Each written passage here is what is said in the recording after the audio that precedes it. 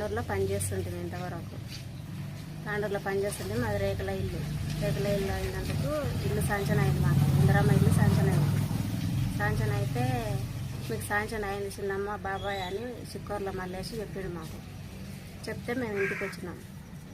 ఇంటికి వచ్చినాక నీకు 25,000 ఇస్తేనే ఇల్లు శాంక్షన్ అవుతుంది అని చెప్పిండు. మళ్ళా చెప్తే ఇంకేం ఇల్లు లేదు కదా, ఇల్లు కట్టుకుందాము అని అనుకున్నాం.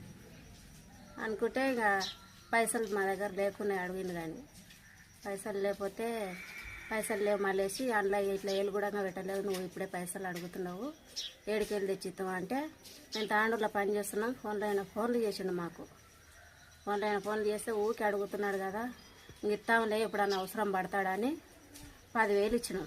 నేనే నా భర్తకు అన్ని 500 లోట్లు ఇచ్చి పంపిస్తే ఇంటికి వీళ్ళ నమ్ముకొని తీసుకొని మళ్ళీ ఎవరికి చెప్పకు బాబాయ్, ఎవరికని చెప్తే బాగుండదని చెప్పిండంట. చెప్తే మేము కూడా ఎవరికి చెప్పలేదు. ఇచ్చినాం 10,000 అయితే ఇచ్చినాం. ఇచ్చిన తర్వాత మా దగ్గర 10,000 తీసుకున్నాడు. తీసుకొని ఇప్పుడు ఇందిరమ్మ ఇల్లు వచ్చిందంటే మేము బేస్మెంట్ లేపిన తర్వాత మా బావలకు మాకు గొడవలు అయితే మేము కేసు పెట్టినాం. మా బావలైనా కేసు పెట్టి కూడా 2 రోజులు అవుతుంది. పోలీసు వాళ్ళు కూడా ఏమంటలేరు ఇప్పటికి.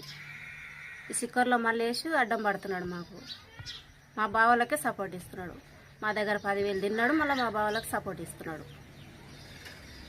మళ్ళీ పోలీసు కేసు పెడితే ఇంతవరకు పోలీసు వాళ్ళు ఏమంటలేరు. మాకు న్యాయం జరుగుతుందా లేదా, ఇందిరమ్మ ఇల్లు కట్టుకోవాలన్నా లేదా, మళ్ళీ బతకనిస్తారు గారు ఊళ్ళో మా బావలు అని చెప్పి మా దగ్గర 10,000 తీసుకున్నాడు. మళ్ళీ తీసుకొని కూడా మళ్ళీ మా బావలకు సపోర్ట్ ఇస్తున్నాడు. మా ఆయనని భయపెట్టిస్తున్నాడు, మా ఆయనని బెదిరిస్తున్నాడు.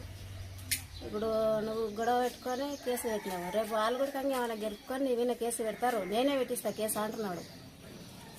ఆయనను భయపెట్టిస్తున్నాడు. మళ్ళీ మా దగ్గర డబ్బులు తీసుకున్నాడు, మళ్ళీ మమ్మల్ని బెదిరిస్తున్నాడు.